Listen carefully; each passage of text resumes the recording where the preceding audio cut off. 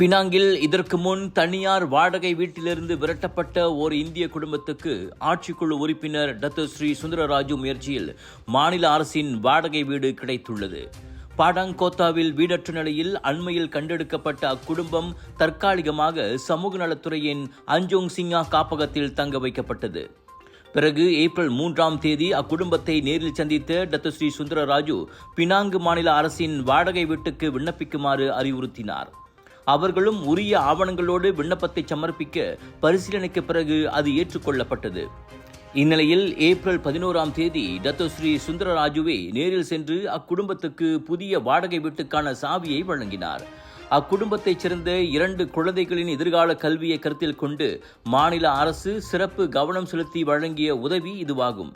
வெளியில் இன்னும் எத்தனையோ இயலாத குடும்பங்கள் வாடகை வீட்டிலிருந்து விரட்டப்படும் அபாயத்தில் உள்ளன.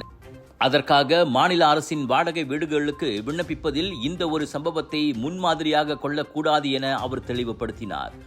ஒவ்வொரு விண்ணப்பமும் முறையான ஆவணங்களுடனும் நேர்முக தேர்வு வழியாகவும் தான் பரிசீலிக்கப்படும்.